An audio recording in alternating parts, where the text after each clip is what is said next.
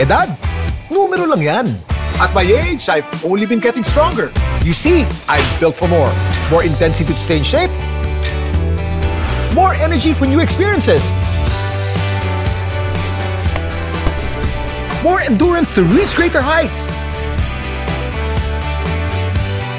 And more passion in doing what I love. These days, I live for more. Sante Barley. Mahalagang paalala, ang Sante Barley ay hindi gamot at hindi dapat gamitin panggamot sa anumang uri ng sakit. Kuya Kim, ano ba talaga?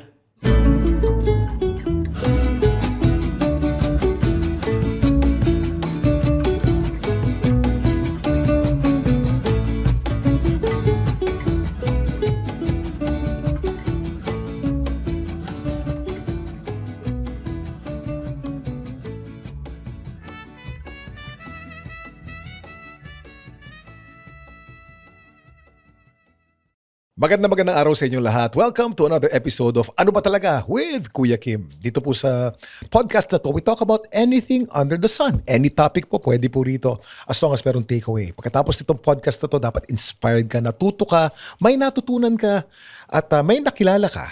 Itong guest natin ngayong araw na to, matagal ko ng kaibigan. I've known this guy for almost 2 decades already. At believe ako dito sa taong ito because he's an achiever. He's a 4-time Philippine MMA champion, fighter to.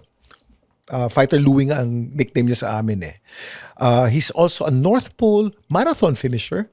But the interesting thing about him finishing the North Pole marathon, he's the only cancer survivor who finished one of the hardest marathons in the world, which is the North Pole Marathon. So he's a dear friend. He's very inspiring, and I'd like for you to join us in this conversation as we talk about his life and what drives him. My dear friend, fighter, Louie Sangalang. Hi, Louie. Hi, Kuya Kim. Maraming salamat for inviting me on your show. And I'd like to thank the viewers also for joining us. Maraming salamat po, sir. I actually miss you so much, Kuya Kim, kasi it's been a while since we've done triathlons, no? Yeah. Si Louie po, before the pandemic, we would train almost every day. I would see him either running, swimming, or biking during races. Talagang parang tayo magkapatid nun, Even when you were sick, bro, I was by your bedside. Actually, Kuya Kim, so there are a lot of takeaways sa triathlon side na natutunan ko sa'yo. Na number 1, no, you and Jonah were the ones who trained me nung yung first na full triathlon ko, no? I remember doing that 180-kilometer na bike natin sa Rizal. Sa ala ko talaga mamamatay ako ng araw na yon. Kasi that's the first time I've done that distance. Yeah. Tapos, I think the second takeaway na natutunan ko sa triathlon, sabi mo sa akin, Louie, pag lumangoy ka, sipin mo para kang natutulog or nananaginip, na it relaxes you, no? So, those two things, kasi yung swim was my weakest leg talaga in the triathlon event. So, yun talaga ang pinaka-takeaway ko sa mga ensayo natin, Kuya Kim. I remember those days, Louie. Alam mo, life was so simple. We just wanted to swim, bike, and run. That's true. The longest possible time. Kasama ko po si Louie. Naalala ko yung ride natin na yun sa Hala-Hala. Inabot tayo ng mga 7 oras na walang tigil sa bisikleta. Correct. Tapos, ang kalaban natin noon, boredom eh.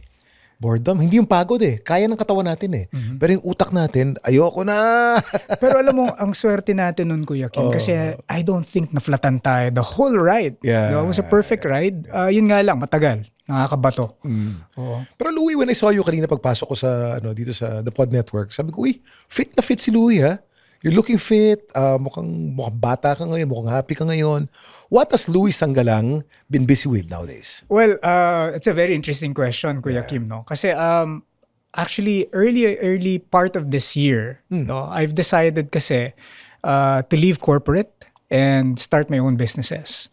Tapos nagkataon doon sa time na yon na na ini-establish ko yung mga negosyo. A friend of mine actually invited me to go to his resort here in Pangasinan. Sabi niya, Louie, this is a really nice resort I built for myself, for my family. What can we do here? So sabi ko, well, you want to do an MMA event, no? Kasi I'm part of an MMA production called Zeus Fight League. Sabi ko, sabi niya, sige, we can. But, sabi ko sa kanya, you know what, Joe? His name is Joe. Sabi ko, Joe, you know what? Why don't we do a jiu-jitsu event first? No? Jiu-jitsu event. Okay. No? So ito yung nagbabrason kayo, nagbabato kayo. So basically, it's... dalawang lalaki nag-aamoy ng singit. Well, Pwede. Ano, isingit tapos Kilikili. Kilikili. Oh. Maliban doon, it's basically two people trying to submit each other. No? Of course. So I'm just parang- kidding to all the jiu-jitsu fans there. Ay, huwag kayong ma-offend. Oh, no. Biruan lang yun. Biruan ng dalawang magkaibigan po yan. Believe po ako sa mga jiu-jitsu fighters. Oh. No, pero ang nangyayari talaga, so unang-una nagkakaroon talaga ng misconception kasi nakikita sa jiu-jitsu puro yakapan no? Kasi ang nangyayari, since gusto mong makasubmit, gusto mong masakal, gusto mong put your opponent in a position na masasaktan siya, tapos magtatap out siya, susuko siya. Talagang merong maraming physical contact. Kaya yung ibang hindi nakakaintindi ng martial arts ng jiu-jitsu, iniisip na medyo medyo parang hindi siya masyadong panlalaki. Parang tunay na lalaki na sport. Romantic. Medyo ganun po yung dating. So I don't blame them. Hindi ko sila masisi until masubukan nila. No, pero that start of the year, yes, we did a jiu-jitsu event in Pangasinan. It's called Rapple Island. Tapos after that, I told myself na, sige, maybe I should go back to sports, no? So sabi ni Kay, yung wife ko, sabi niya, okay, so what do you want to do? Sabi ko, you know me, ba? Gusto ko competitive ako. Pag bumalik ako sa jiu-jitsu, sa martial arts, I'm sure masasaktan ako. Kasi yung martial arts, kahit anong gawin natin. No, this is the difference between competitive sports na may contact tsaka yung non-contact tulad ng triathlon. Yung may contact kasi, while may control ka sa sarili mo, wala kang control dun sa opponent mo. And whether you like it or not, masakit. Correct. Walang martial art na hindi masakit. Correct, Kuya Kim. At ang mahirap dito, kapag hindi nyo na-control yung isa't isa, ang mangyayari dyan talaga may injury kayo. There are worse scenarios that can happen. But on the other side naman, I always tell people, you think that martial arts and contact sports are, difficult. You try itong mga endurance sports kasi dito talagang yung utak mo yung kalaban mo. Sarili mo ang kalaban mo. Sarili mo, Kuya Kim. Teka muna, bago tayo lumawig, balikan muna natin yung pagiging MMA champion mo. Okay. 4-time MMA champion ka. Ano tong 4 titles na to? Philippine champion? I started martial arts kasi when I was younger, no? But I never really did it competitively after I survived cancer. So it was part of my recovery. When did you have cancer? I had cancer 2000. I was diagnosed 2000. I had my surgeries noong 2001. What kind of cancer was this? Cancer of the appendix po siya. Okay. Sa mga hindi familiar doon, kung kilala niyo si Audrey Hepburn, no? Yun yung kinamatay niya no? It's very rare. They say it's like 10% of the whole population gets that. The population nagkaka-cancer gets that. Less than 10%. And when I found out, di rin ako makapaniwala. No? But as part of the recovery process, ang sabi ko, sige, I'll take care of myself. I'll be the fittest person in the room wherever I go. So ang ginawa ko, bumalik ulit ako sa martial arts. I first saw the very first professional mixed martial event here. I think it was in 2001. No, 2001, 2002. And it was called the URCC, the Universal Reality Combat Championships. No? Okay. Nangyari doon is that I was invited to go there. So I watched it, no? And sabi ko, next year, nandito na ako sa taas. URCC. The URCC. Okay. It was also produced by my former coach, si Alvin Aguilar. And true enough, no, the following year, I was already competing there. No? Kaya siya naging 4-time kasi when I first competed, no, wala pang champion noong time na yun. No? So it was for the vacant belt, for the featherweight belt. Tapos I had to defend that like 3 or 4 times. And I was there, no, mabot sa point na parang sabi ko, siguro ito na yung magiging career ko. No? Nung nakilala kita before you got into triathlon, kaya ang pangalan mo, Killer Louie. Dahil alam namin fighter ka eh. At saka may following ka na nun. Kasi yung si Alvin na mentor mo, may following yan eh. Tapos meron siyang kalabang grupo, di ba? Meron. Very interesting ang martial arts na mundo, no? Kasi speaking of itong mga grupo-grupo na to, hindi siya bago eh. Even before, kasi if you look at the history of yung MMA, no? Yung pinaka-una talagang recorded history ng MMA, you can trace it to a sport called pancration.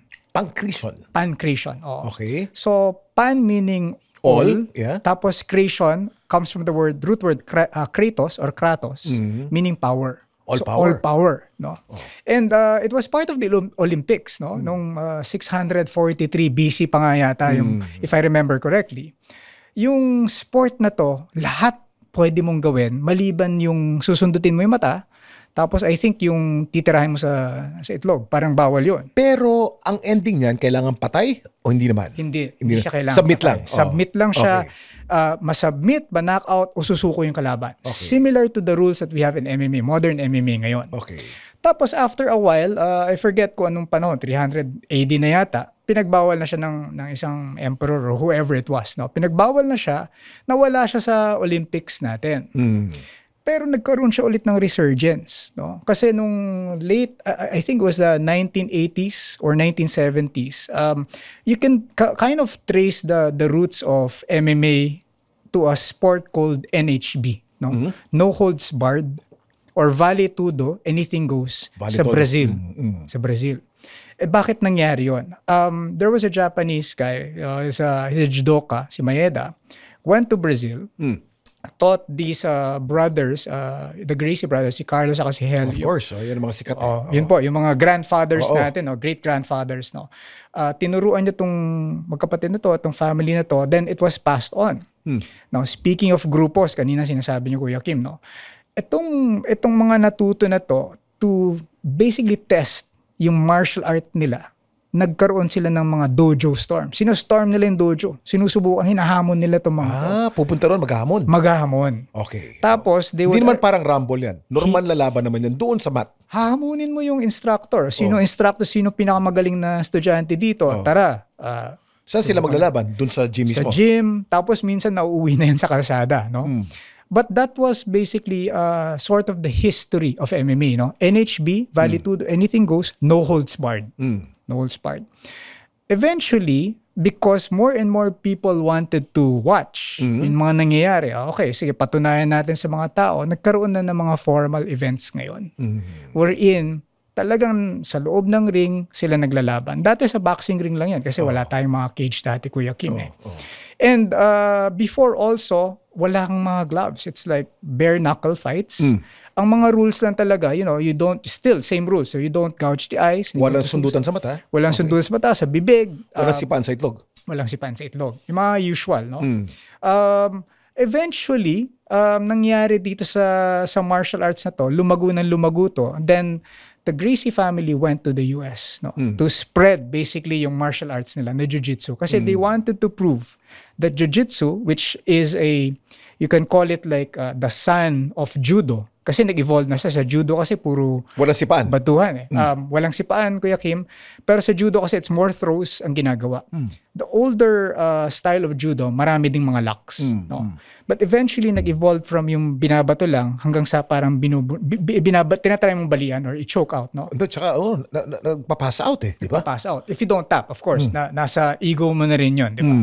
So they brought it to the US, and to promote it in the US, nag-hold sila ng event. That very first event was the UFC, the Ultimate Fighting Championship. Anong taon yan, Louie? It was, if I remember, it was 1994 that they did it. Yeah. The first time I watched the UFC was 1996. I remember the first time I watched UFC on television. Yeah. Nagpapatayan sila. Yes. Sanay ako sa boxing Yes. Ang boxing malinaw ang rules at saka naka-gloves. Correct. Ito nagsisipaan sa sa mukha, sumisirit ang dugo. Sabi ko, ano bang sport ito? We have to understand, di ba? Yung history kasi niya, gusto mong patunayan kung ano yung pinakamagaling na martial art. For the Gracie family, ang paniniwala nila, jiu-jitsu is the superior art. So ang gagawin namin, hahamunin natin iba't ibang mga martial arts ngayon para patunayan na The best kami. The best kami. So if you look at the format of the UFC, ang unang-unang mga naglalaro dito, you have a sumo wrestler. Yeah. You have a Muay Thai or a boxer Muay Thai athlete or a boxer na nando doon. Tapos, tatry talaga nila using their own art na talunin yung kalaban. May napanood ako Shaolin Kung Fu expert. Meron yan. Gulp. Bugbog sarado, brad. Kasi Kuya Kim, the reality daw is that 80 to 90%, the statistics are always updating, pero 80 to 90% of all fights, street fights, whatever, eventually will go to the ground. And doon may advantage, malaking advantage ng jiu-jitsu because it's a ground-based martial art. Hindi mo alam saan papasok yung kamay mo, yung paa mo, Correct. paano mo uupakan, wala kang anggulo eh. Wala kang buwelo. Yun, Wala sakto. kang buwelo. Wala kang buwelo. So, eventually, nung later parts of the UFC na, tapos napapansin na ng mga kalaban ng Gracies, no? Kasi they were so dominant. They were so dominant na parang for how many years, laging nagcha-champion si Royce Gracie. Yeah. Yung bunso na kapatid or bunsong anak ni Helio. And he wasn't even the guy who was supposed to fight. Ang dapat lalaban was his other brother called Rickson Gracie. Rickson Gracie. Siya yung nananalo talaga ng mga Vale Tudo dati sa Brazil. Nangyari, nagalit yung isang kapatid, si Horion, yun ang kwento, kasi tinuturuan daw ni Rickson yung mga ibang estudyante sa California. I think there's So parang why are you sharing? Parang similar to Bruce Lee's story, di ba? Why are you sharing family secrets Yes, to parang outsiders? Correct. Oh. So, Teka muna, what's Bruce's story? Bruce's story is similar to that. Nagtalo sila ng kanyang sensei, ng kanyang shifu. Kasi Yung taga Hong Kong, ang tawag sa ano yan? Yung one inch punch. Nagtalo sila kasi he was teaching, foreigners, the martial Americans. arts. Correct. Oh. So parang, and to me kasi, martial arts is a part of culture, parang pagkain, parang music. Diba? That you can share with other people. And in fact, there's to me, it bridges a lot of gaps also. Kasi once you understand how deadly, gaano kalupit ang isang tao, rerespetuhin mo eh. Ayaw mong makipagtalo sa taong to eh. Sabi nga nila, ang mga tunay na martial artist, hindi bibira. Unless mauna ka. Wawarningan mo muna, wag. Dahil pagka sinimulan mo, papatayin kita. Kuya Kim, ako I would say that they will de-escalate yung sitwasyon. Hindi nila, sige, laban tayo. Yan ang mga tunay na martial art. Parang you will de-escalate the situation. Syempre, nung bata tayo, parang gusto natin, patunayan, di ba? Yeah. Tigas ako eh. Pero as you grow more maturely into the martial art, you will de-escalate it because ayaw mong masaktan yung kalaban mo. Hindi dahil sasaktan ka lang niya. And meron din ako personally may paniniwala ako na kapag nasa sitwasyon ka na gano'n, minsan kailangan mo ring unahan. Hindi ka pwedeng masyadong nasa defensive side. I think a lot of people, ang ginagawa nila, nandun sila sa defensive side para hindi sila makasuhan din. Diba? Kasi hindi sila nagsimula. Correct. Oo. Correct po. Ano ang pinaka-challenging na sitwasyon na experience mo sa ring? Ang nangyari, Kuya Kim, I remember it was my second fight. No? Or the defense of my belt. No? And nangyari, during training, one of my training partners, I usually train with bigger guys kasi I'm not really a big guy myself. Diba? Parang nangyari, we were on the ground, tapos paggalaw niya, nasiko niya yung ilong ko. Nako. Oh. So, nangyari, I had a hairline fracture sa ilong ko. Binalik ko kaagad eh. Nababalik yan? Kahit so yung bumaluktot ng konti. So binalik ko siya. And I remember, we only had like 2 or 3 weeks away from the fight. Yeah. Yun ang parang pinakamahirap. Kasi, nangyari, I didn't need to, we kept it a secret, no? Parang hindi namin sinabi na na-injure ako. Tinuloy pa rin namin. Tapos, nangyari dun sa laban, na-jab lang ng konti yung ilong ko. Bigla na sumirit yung dugo. Nako. Ang problema, pag yung dugo tuloy-tuloy sa ilong mo, hindi ka makakahinga masyado. May regulation ba yan na pag sobrang dami ng dugo, pipigilin ng referee? In modern rules ngayon sa martial arts, marami na po tayong, let's say, mga cases wherein the doctor would step in, tapos pwede na itigil. So, that's one. Yung parang sobrang dugo, masyado malaki yung punit, yung sugat, tapos it's a risk already. No? Pero balik tayo sa'yo. So, yung sa laban mo, sumisirit ng dugo ngayon. And then what happened? So, nangyari, I was fighting a boxer, no? So, nung tinamaan yung ilong ko, immediately sabi nung team ko, kailangan ko daw siya i-take down, kailangan ko dalhin sa ground, and finish him there. Para hindi siya makasuntok. Para hindi na siya Dahil makasuntok. pagka nabalikan ka sa ilong, sisirit ang dugo. Correct. And Kuya Kim, ako, nung bata-bata ako, parang sabi ko, gusto ko makipagsabayan dito. Kasi iniisip ng mga tao, ikaw siguro, dahil, nag-jiu-jitsu ka, diyan ka lang magiling, di ba? Gusto ko patunayan na, kasi my first sports were actually tangsudo, boxing, and I also did a bit of wrestling. So sabi ko, gusto ko makipagsabayan dito. Sabayan tayo. Sabi lang, don't be stupid. No? Kaya importante, you think that yung fighter, nag-iisa siya sa ring or sa cage, diba? Hindi. Nakikinig yan. So you have to have that self-awareness or spatial awareness na nakikinig ka talaga dun sa corner mo. So, nung sinabi nila yun, I have to take the guy down, and knowing that he had a boxing background, wala siya masyadong alam sa grappling, tinapos natin siya doon. But it was so difficult kasi he was so strong, and I was breathing through my mouth. And I remember that was, I think, the fight, my longest fight. Kasi noong time na naglalaro ako, 3 by 10 minute rounds yun. Yeah. Ngayon kasi it's 3 by 5 rounds na lang. 3 rounds by 5 minutes. Yeah. So that was my longest fight. Umabot ako yata ng 8 minutes dun sa laban or 9 minutes. Yeah. I usually finish like around 5-minute mark or 6-minute mark. Yeah. So that was the most difficult. Tapos I remember the second reason why it was difficult kasi nanonood yung tatay ko. Naku! Kasama yung mga kaibigan niya.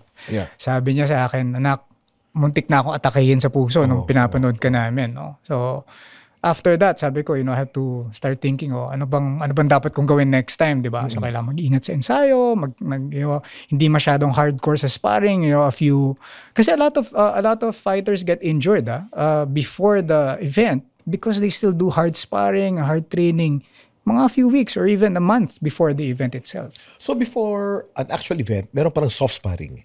Meron papuntos-puntos lamang at hindi mo itutodo. Meron. Ngayon kasi mas naging science-based Yeah. no? Like yung nangyari kay Royce Gracie, di ba? When the other athletes found out about their discipline, they started pinapanood na yung mga tapes, no? They started learning it. They started bringing in jiu-jitsu players also or coaches from Brazil as well. No? Tapos nag-evolve yan, Kuya Kim. No? From just a purely skill-based, nag-evolve siya na meron na tayong conditioning, meron na tayong nutrition, naging professional na rin talaga siya. No? Kaya ang mahirap dito is that if you do not put science into it, parang puro ka lang, masyado kang traditional mag-isip o masyado kang naniniwala na tapang lang yung magdadala sa'yo. Medyo mahirapan. Kasi ang kalaban mo, science-based already. And nothing beats science. Correct. Nagamit mo na ba yung mga skills mo sa laban sa kalye? Sa laban sa hold-upper, sa magdanakaw? Hindi pa naman wala pa naman ako na-encounter na hold-upper or magnanakaw, and I hope na walang mangyari na ganun, especially if my family with me, no. Pero it was the other way around, no. Paano? Ikaw ang nagnakaw? Biro lang. Biro lang. Paano naging other way nagnakaw around? ng puso. Pwede siguro yung So, dati nung bata-bata kami, ginagawa namin yan. Naghahamon kami ng ibang gym, nagsiset up kami ng mga underground na laban. Tapos, nung time na yun, I was part of a fraternity. So, nangyayari, naghahamon kami ng mga kalaban namin sa labas. You would test our skills sa mga rumble. So, it was the other way around actually. Dahil nanggaling ako sa gulo, I think I wanted to temper yung bad behaviors ko, yung temper ko. Tapos, naging part siya ng recovery ko. So, after nun, talagang puro sports na lang. Ayoko na mapaaway sa labas. Tapos, ito pa, Kuya Kim. Once you're licensed by the Games and Amusement Board, para kang boksingero, hindi ka pwede mapaaway sa labas. Kasi your hands, you are considered a deadly weapon . So meron tayong concern na gano'n, na ayaw mong mapunta sa alangan. Back to my premise ka at the start of the show. Pagka magaling na martial artist, hindi basta-basta lalaban yan . Correct. Ihintay mo muna na mauna sila o kaya talagang pagka hindi mo na makontrol at kailangan na, kung kailan kailangan. Kasi makakapatay ka . Correct. I think lang na, syempre, dito sa Pilipinas, no, may impression kasi na, bawa, martial artist ka, kay boksingero ka, kay ganyan, kaya naman kitang barilin or, parang isang saksak lang kita, todas ka na, di ba? Merong katotohanan doon, no? May mga katotohanan dyan. Pero kapag ginawa mong patas yung laban, talagang mahirap makatapat na sa lahat ng mga artist. martial arts sa Pilipinas, ang dami mga sikat na martial arts dito, even Arnis dito nagsimula. Sa mga ginagamit sa MMA na martial arts, ano sa tingin mo ang pinaka-deadly at anong pinaka-practical of all martial arts? I think ang pinaka-practical na martial art para sa akin, Yung magagamit mo? yung magagamit mo talaga is wrestling. Wrestling for me. Bakit wrestling? Because number one, the conditioning na ginagawa ng mga wrestlers kakaiba. Iba ang Ito yung Greco-Roman wrestling. Greco-Roman wrestling, freestyle wrestling. Hindi yung wrestling na WWF. Well, interestingly, Kuya Kim, maraming athletes doon na talagang galing sa mundo ng Bro, very amateur wrestling. Very athletic ang ginagawa ng mga yun eh. Hindi sila namamatay. Akalain mo, hinampas na nga ng sila from 10 feet. Buhay pa rin eh. Tumatalon sa taas ng cage, boy pa rin. Buhay pa diba? rin eh. Oo. Pero I think that wrestling is very effective. Greco-Roman wrestling. Greco-Roman wrestling is freestyle wrestling. Bakit? Kasi wrestling, number one, yung conditioning na nakukuha mo sa wrestling, talagang top-notch siya. Muscle conditioning. Muscle conditioning. When I used to train with the Philippine wrestling team, no, yung mga macho doon na lalaking tao, hindi mo makakapaniwala na tumatumbling, nagsa-somersault. Aside from the strength, there's a lot of flexibility. Marami kang makikitang movement sa kanila na hindi mo iisipin na parang pag nakakita ka ng, for example, like a bodybuilder, di ba? Alam mo, hindi kayang tumambling-tumbling, hindi kayang mag-split. They can do that. They were very fast, they were very explosive. No? On the skill side naman, the beauty kasi of, for example, of wrestling, it's a very old sport. So yung mga skills na nakuha natin from wrestling, all the way down yan from the older wrestlers of the Roman era pa, di ba? So the techniques have been refined so far. It allows you to actually lift the guy up, pin the guy down without doing so much damage. So, pwede mong gawin sa magnanakaw? Pwede mong gawin sa magnanakaw yan.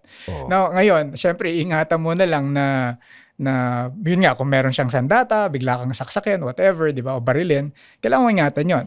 However, what is missing in wrestling is yung, I would say, yung distance management. Diba? Distance management in terms of closing in, taking him down, tapos, pin him on the ground. Yes, very effective yan. No?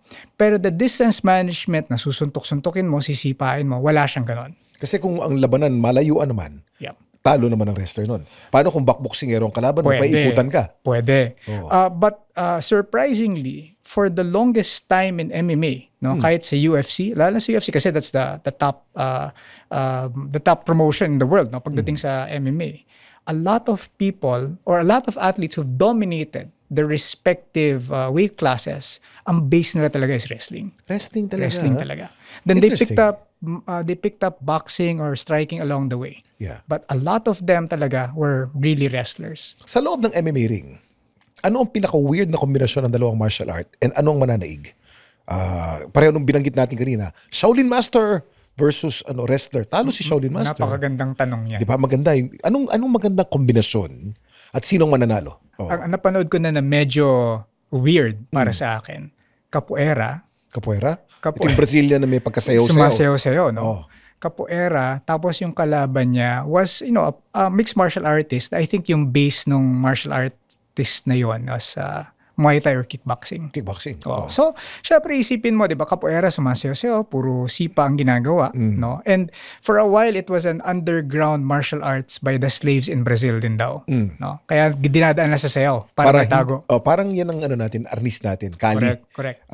Stick muna, kunyari sayaw, pero actually swordplay yan eh. Correct. So ito, natin doon. sayaw-sayaw kunyari, pero nagpa-practice na ng martial arts yan. Yes. So, I actually was betting on in my mind, I was betting on the other guy to win, no? And lo and behold, ang ginawa nitong Capoeira, I don't know what you call them. Capoeira artist. Capoeira artist, no? So, ang ginawa niya, sumugod siya, tapos tumambling siya na isa, tapos yung pangalawang sipa niya na akala mo hindi tatama dun sa guy, tumama solid sa mukha. Parang yung in-axe kick yung, the guy was knocked out, cold. Galing. Because it's unexpected. It's unexpected. Paano mo sasagutin yung sayaw? Correct. Di ba? Kasi kung pinormahan ka ng sisipa, alam mo paano sagutin eh. Sinayawan ka eh. tsaka ito yon. Yung suntok kasi, di ba, na pagparating sa'yo, or parang pag nakikita mo yung suntok na bibitawan na, pwede kang sumangga eh. Ito kasi yung buong katawan mo, yung nagdadala ng sipa, paano mo sasanggain yung buong... Galing, ano? So, I was blown away kasi sabi ko sa sarili ko, hindi lang pala sayo to, talagang may practical application tong sayo na to. Yun ang pinaka-weird, Kuya Kim, na napanood ko. Aside from yung sinasabi mo yung Shaolin. But you know what, that Shaolin guy, ang kwento daw doon, hindi daw totoong Shaolin yun eh. Parang ano lang daw niya yun Gimmick lang. Gimmick lang niya yun. Bubog sarado, brad. Ayun lang. Kawawa naman, Ayun lang. lolo pa naman. 70 na yata yun eh. Correct. And I mean, no offense sa mga nagpa-practice ng Tai Chi, 'di ba? Kasi ako, I grew up watching Kung Fu movies eh. Paborito ko yan. Oo. Kahit Snake in the Eagle Shadow, Drunken Jackie Chan, Master, yes. Jackie Chan. Naku, Once Upon a galing. Time in China, 1, 2, 3, 4, 5 hanggang 10 siguro, no, kay Jet Li. Paborito ko yung mga yan. Tayo kasi, pag nakikita natin na visually stimulating siya, akala mo totoo. Siyempre, bata ka, gusto kong gawin to. Tsaka kinokopya yung hayop. Correct. Monkey monkey style. Pero may logic, di ba? Isip mo parang yung tigre tsaka yung let's say yung agila, ay, paano magkikita yung dalawang yun, di ba? Sinong mananalo? Cinematic, very cinematic. Yes. Okay, Louie, based on your experience, ano ang pinaka-useless na martial arts sa buong mundo? Mayayari ako nito. Pero sige, I think ang pinaka-useless na martial arts sa mundo, yung tinatawag nilang no-touch na martial arts. No touch? May No ganun ba? touch, may no touch. Kanta ni Mike, kanta ni Mike Hanopol yan eh. Ang nangyayari sa no touch is that, halimbawa, paparating ka pa lang, di ba? Parang, kunwari, mag-hadoken ako sa'yo, parang ganun sa Street Fighter. Hadoken. So, mangyayari, titigil ka, tutumba ka, mangingisay ka. May mga ganyan. May totoong buhay ba yan? Kasi, Facebook lang yan, Brad. Hindi kasi, Kuya Kim, yung sinasabi nila, di ba, tayo, may natural energy daw tayo. Yung chi. Di ba? Yung chi. Tapos for some reason, nalalabas daw natin yun sa katawan natin. And when that happens kasi, naniniwala ibang tao that you can channel that energy from your fingertips. Siguro tatawid siya ng ere tapos tatama dun sa kalaban. Yan ang pinaka-useless sa martial art. Yung no touch. Hadoken lang yan eh.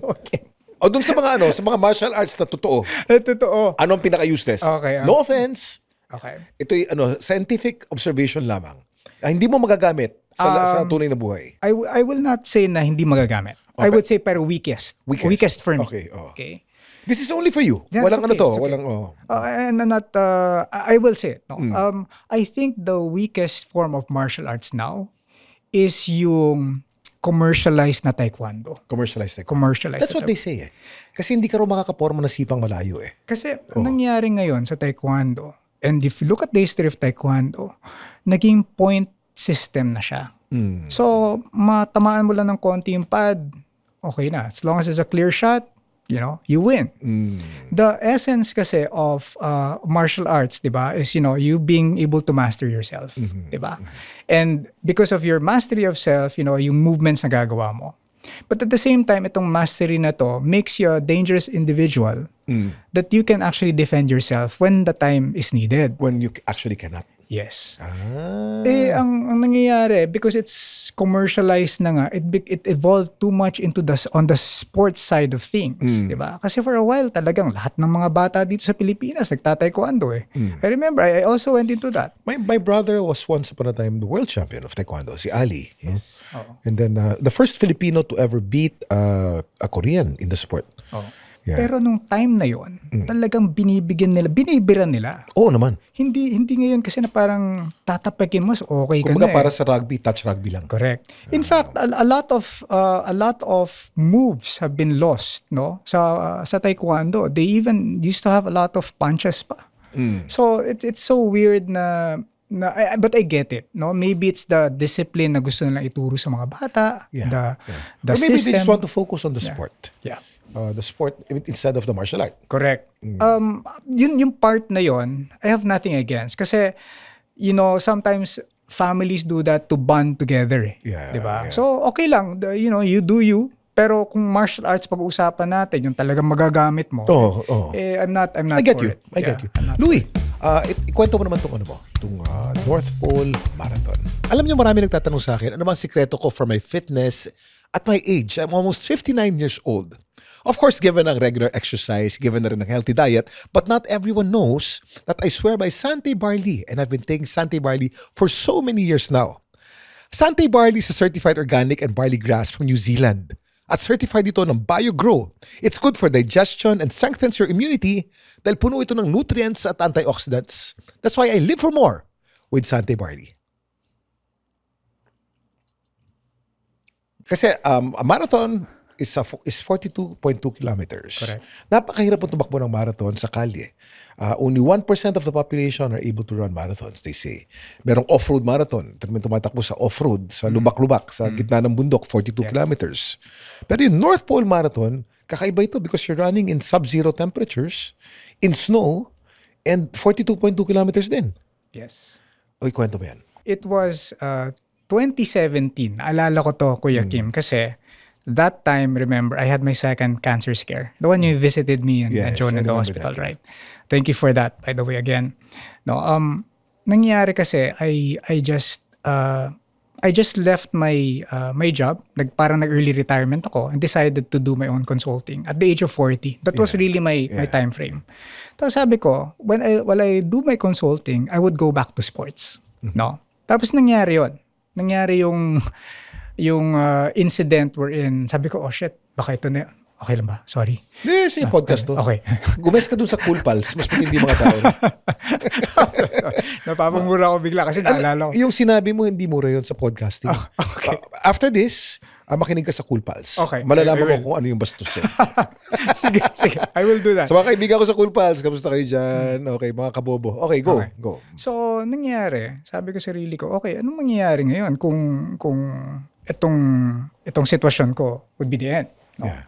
Sabi ko, sige, okay lang, laban lang tayo. And true enough, no, 2017, when I started going back into sports, no, after that, sabi ko, unang-una sabi ko sa wife ko, after I get operated on, I'll still do my triathlons. 3 months after, I did the Aboitiz triathlon.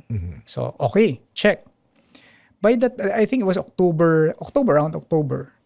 Tapos, towards the end of October, tumawag sa akin yung former CEO ng AXA Philippines. No? Okay. He was already connected with FWD that time. Yeah. And the first thing he asked me when I picked up the phone, sabi, hey, boss, how are you? Tapos sabi sa akin, hey, Louie, how are you? So sabi ko, I'm doing well, no? Recovering. Sabi, you want to do something crazy? Sabi ko, what do you have in mind? Sabi niya sa akin, do you want to run a marathon in the North Pole? So nagulat ako. Sabi ko, okay, is this some kind of joke? Diba? Sabi niya, no, I'm serious. Do you want to run a marathon in the North Pole? So sabi ko, okay, let's go. Parang sabi ko sa kanya. So sabi niya sa akin, okay, I'm going to consider you with all the other athletes that were lining up for this event. No? And I'll come back to you once the board has made this decision. No? Sabi ko, okay, sige, okay. While waiting for that to happen, so tumuloy muna ako sa martial arts, bumalik ko sa martial arts, tapos bumalik din ako sa triathlon. Well, Magkakasama tayo nun. Yes. We were training together. so nangyari dito, Kuya Kim, I actually got an invite to fight in one championship. So sabi ko, finally, makakabalik ako sa martial arts, di ba? After 15 years of not doing martial arts, I remember I unofficially retired 2005. Yeah. So after how many years? Yeah, more or less. No? So sabi ko, after how many years, babalik ulit ako sa martial arts, lalaban ako ulit.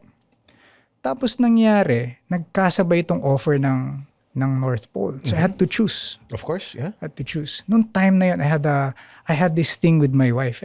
Na parang, you know, I had made mistakes. I think I shared this with you as well.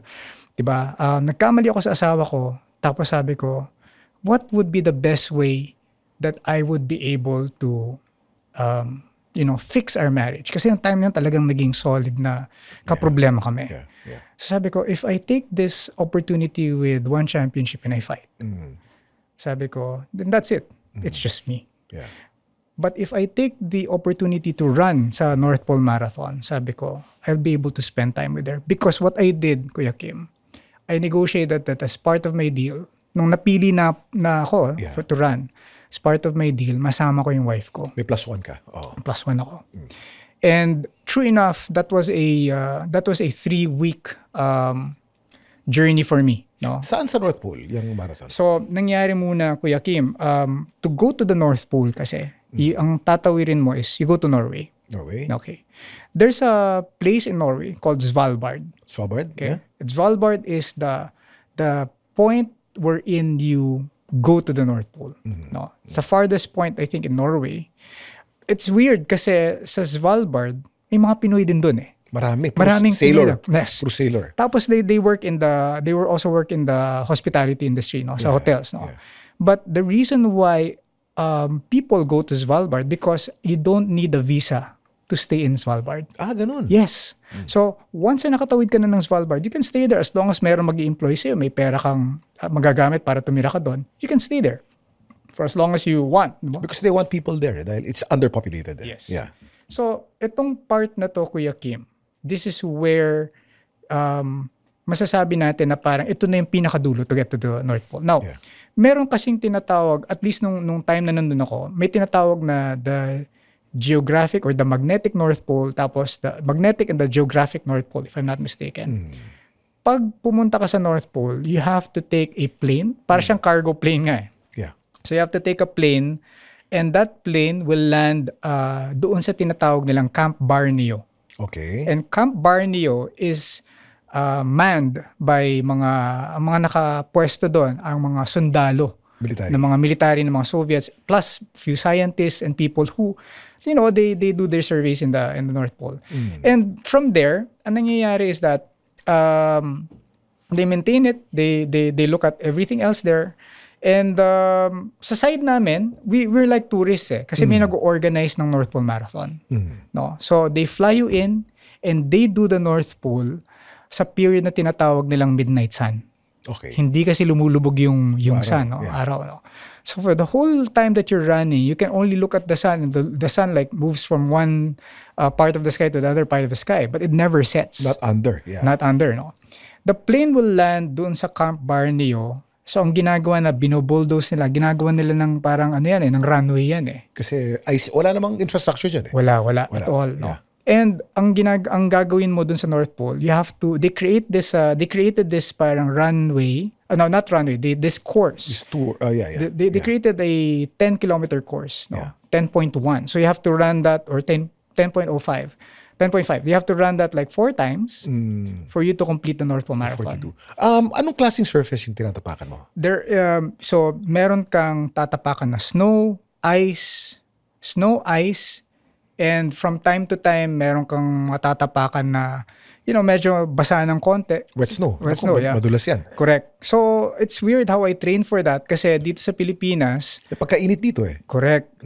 We were supposed to go to Japan, I think, or Korea as a last part of a training. Cold weather train. Hindi na namin nagawa yung Kuya Kim. So, ang training na lang namin, kasi I was part of the FWD team, no? FWD team na iba-ibang nationalities from Southeast Asia. Tumakbo na lang kami doon sa Svalbard for about a week or so. Doon kami nauna ka doon.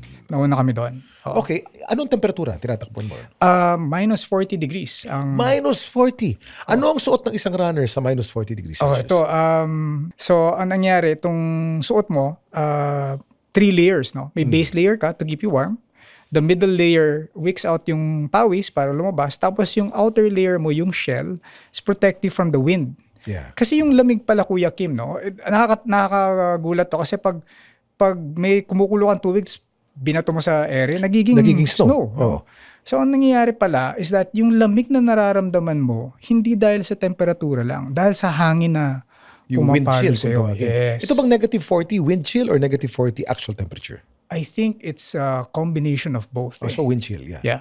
And ang masaklap dito is that if you lose one of your garments, halimbawa, tinanggal mo yung glove mo, and you lose that, then you have no choice. Pero talagang itatago mo yung kamay mo. Ang nangyari sa akin dito, I don't think I was prepared enough because I did not really understand yung Arctic environment, no?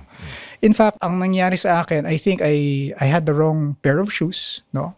And what happened was at kilometer... Anong ibig sabihin ng wrong pair of shoes? Masyadong manipis? Masyadong porous? Nakakapasok ang tubig? Wala siyang thermal na lining. Naku, yari tayo dyan. Oh my gosh. Wala Okay. siyang makapal na... The shoes were... what do you call it? Waterproof siya. Waterproof. Walang problema Okay. doon. Pero yung thermal lining kasi is what keeps your feet warm, diba? And nangyari is that sa North Pole, kapag nagsimula ng magpawis, that will immediately freeze. Pag nagpawis ka, magiging yellow yung loob. Magiging yellow yun. Naku. And interesting enough, no, nung pagdating namin sa Svalbard, I was actually thinking na, uy, bili kaya ako ng sapatos. Kasi I did my research No? But that time kasi, of course, we were sponsored. No? The sponsor could not give us the Arctic shoes. And I understand that there are limitations. Ako, I wanted to keep the part of the deal. Diba? They want to honor the sponsor, of course. So hindi ko binili yung shoes na yun. But nangyari, because my feet started freezing at kilometer 20. Kalahati pa lang, no? Nangyari, natapos na yung mga kasama ko. Buti na lang, yung isang kasama ko doon, ang nangyari, pinahiram niya sa akin yung sapatos Pwede niya. yun. Pwede yun. So, nung hiniram ko yung sapatos niya, I would say na natapos ko yung karera dahil doon. Since solid yun ang pinakamahirap. Kung hindi niya napahiram yung sapatos, ano nangyari sa'yo? I would have stopped. Kasi the marshals would have stopped me. Kasi ang danger sa North Pole kasi are two things. Number one is polar bears. No? May polar bears. Maraming polar bears doon. The Arctic region is home to about 6,000. Nakakalat lang sila. Sabi nga nila, in the Arctic region, polar bears outnumber humans 3-1. Pati the polar bear kasi is one of the cutest of all the bears, but they're the most vicious. Kaya napapatay sa'yo Dangerous, no? Dangerous, so yung mga marshals, may mga baril sila. Lahat ng tao sa Svalbard may mga baril. Paglalabas sila, one long, one short, ganun meron sila. Tapos the second thing that will kill you is hypothermia. Hypothermia. So once na nakita na ng mga marshals na meron ka ng signs of frostbite, sickness, yeah. papatigilin ka nila. Frostbite meaning pilay-pilay ka na at nakikita nila. Alam nila yung pilay ng frostbite. Hindi na dumadaloy na maayos yung dugo sa katawan mo. May inspection, titignan ka. Titignan ka na and bin-observe. Kasi, Kuya Kim, it's 4 loops, di ba? Yung tent is heated. Warm tent yun What heats the tent is yung jet fuel. No? Kaya medyo may konting amoy sa loob Because jet fuel does not freeze, I think. At saka walang kuryente doon Correct. So, paano mo... So, ang kinaganda lang naman doon, wala kang cut-off time. So, kahit ilang beses ka pabalik-balik doon sa tent na yon, no? Basta ang mangyari, matapos mo yung 4 loops na yon. In fact, doon sa tent, because it's warm, they have food there, pwede ka magpalit ng damit, walang problema doon. Ako nangyari sa akin, nung unang mga takbo ko kasi, I think my second loop, basang-basa yung mga medyas ko. Kahit nakatatlo yata akong palit, wala pa rin So, it's good na napahiram tayo ng sapatos, natapos natin yon. So, I think yun yung pinaka-dangerous part of it, no? Kaya ako, very fortunate ako. Like I mentioned, I was able to go there. Tapos yun nga, we finished it, hindi lang dun sa target time. I was targeting at least 8 hours. Natapos ko siya, Kuya Kim, 11 hours.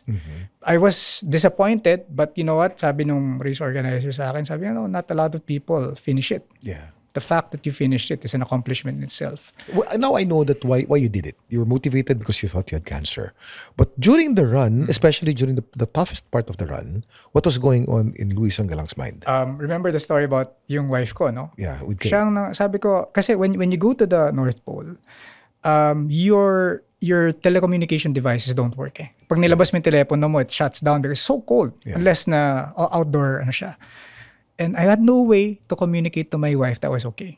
So ang sabi ko sa sarili ko, kung naman pakinggan to, pero nandun ako, sabi ko, kailangan ko makauwi para makapag-report ako sa asawa ko natapos ko yung karera. So that was the thing. Kasi it was so perfect, Kuya Kim, na from that issue we had, na-resolve namin yon. Tapos we made amends. Tapos at the end of it, nakwento ko sa kanya. Kasi she was with me for 2 weeks. Last week, we were in Svalbard. Hindi siya nakasama doon. Doon kami training. Pag uwi niya, at least nalaman niya na safe ako. So yun talaga yung tumapos. I had to finish it to tell her that, hey, I'm okay. So ang nasa utak mo, si Kay? Siya lang talaga Yun ang inspirasyon. Yun lang talaga. Yung time na yun, Kuya. Wala na akong maisip. Kasi pag nandun ka, tapos napapaligiran ka ng snow, nakaka-disoriente. Oh, puro puti. Puro puti. So, tapos ubod ng lamig. Hindi mo alam ang direksyon mo saan ka pupunta ron So, anong nangyayari, Kuya Kim? May mga markers sila, yung mga flaglets, di ba? Mga flags. Tapos, towards the course of the race, parang natatabunan ng snow, wala.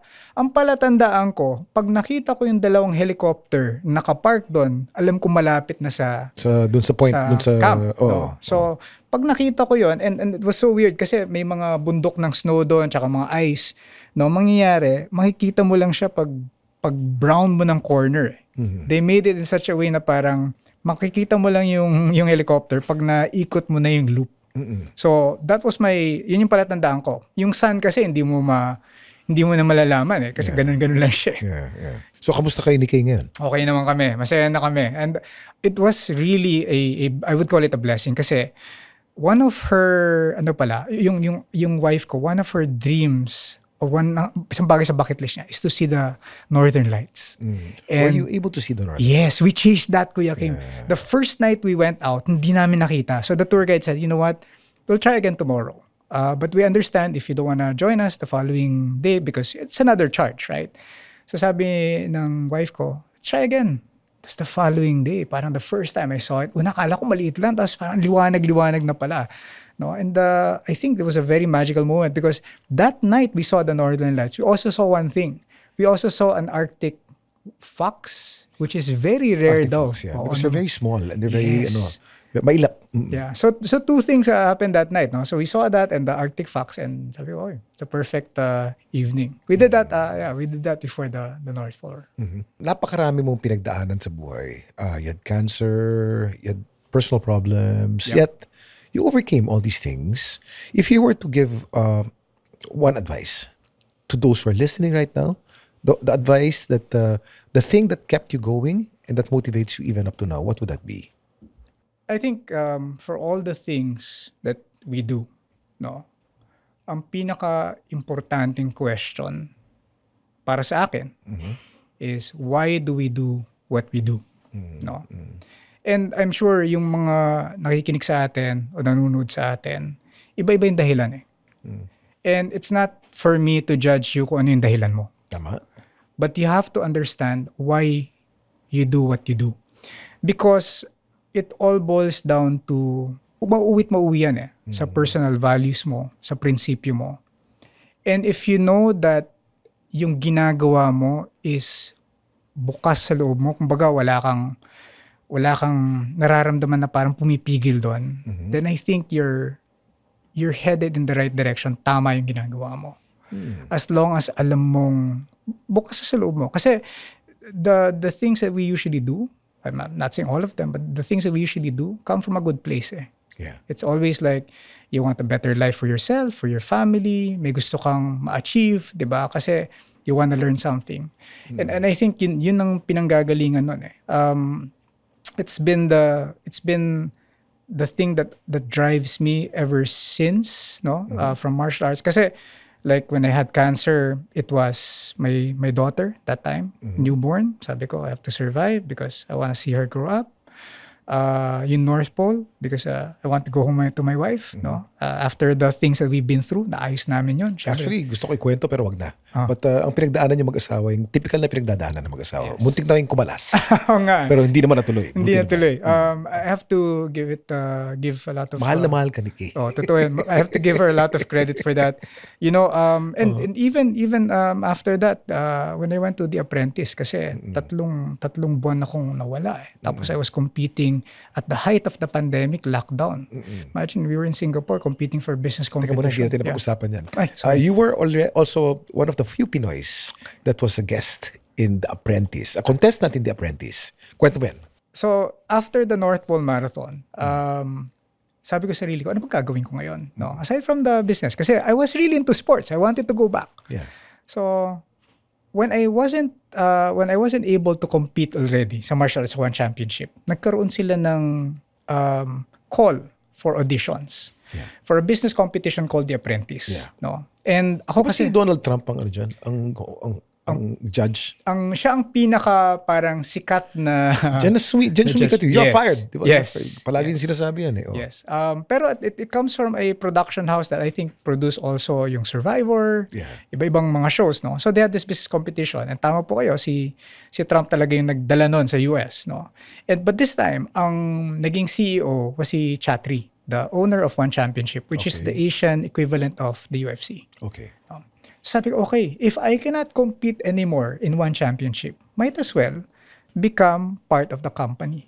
So, Uy. di ba? So not bad, di ba? So parang sabi ko sarili ko, tuloy ko lang to kasi as a martial artist na I would say that I had some better opportunities kasi marami ang nagma-martial arts sa Pilipinas, marami dito ang lumalaban na after nila lumaban, they just become trainers.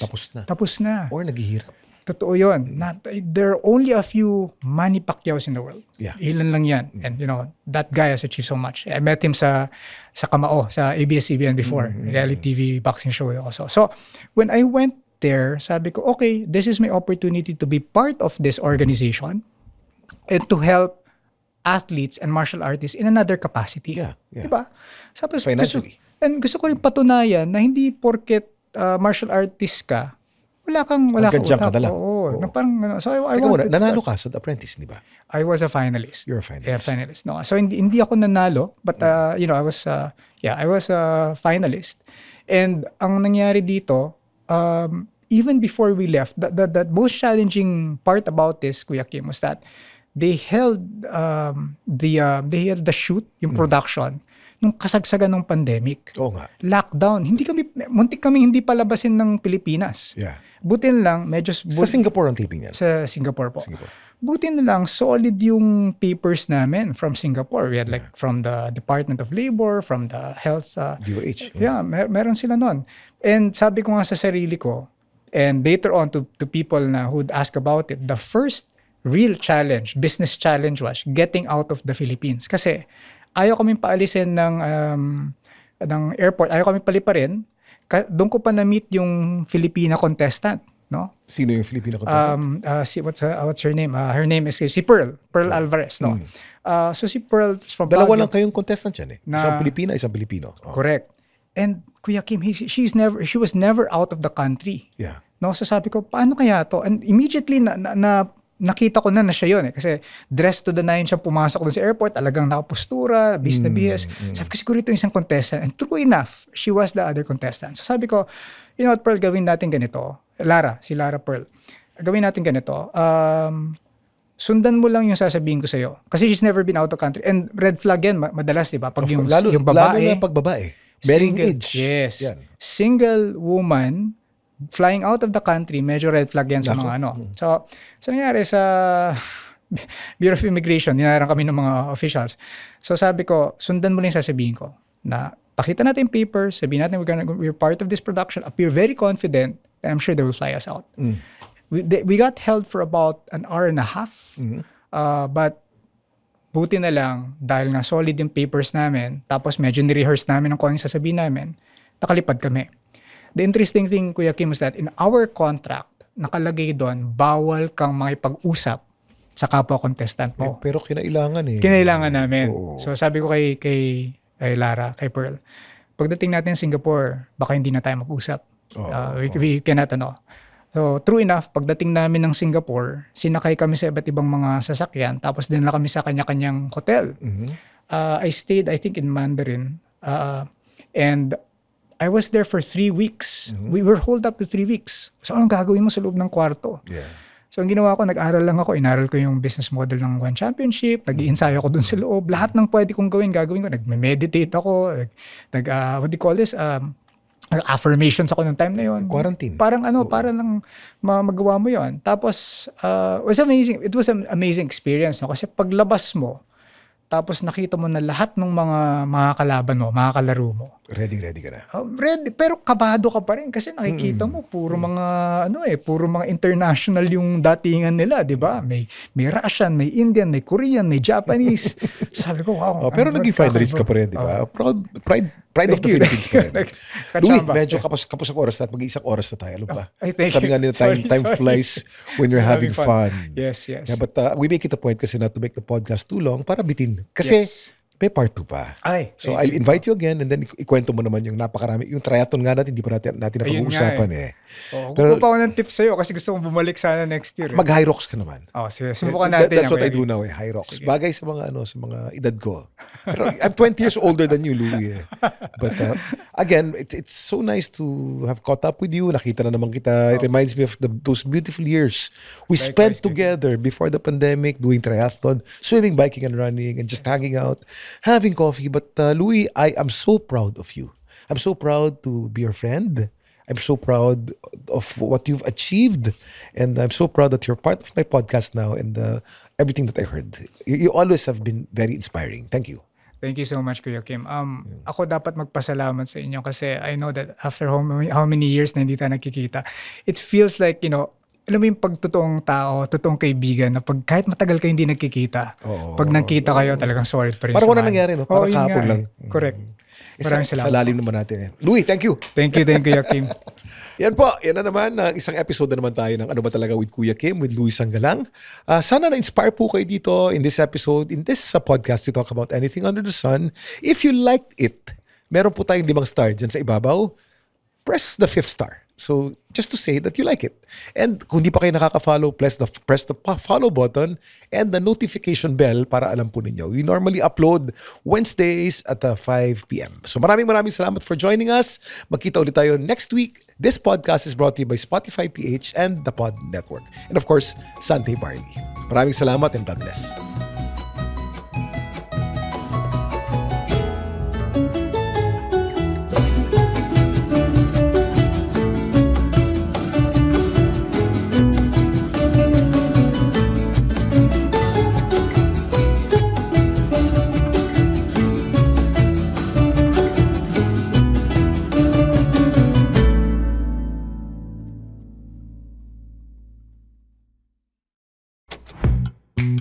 The Pod Network Entertainment. The opinions of podcast creators, hosts, and guests are not necessarily reflective of the official stance of the Pod Network Entertainment, its hosts, or other network programs. The content created by the people behind the podcast is personal and not meant to harm any religion, ethnicity, group, organization, company, or individual.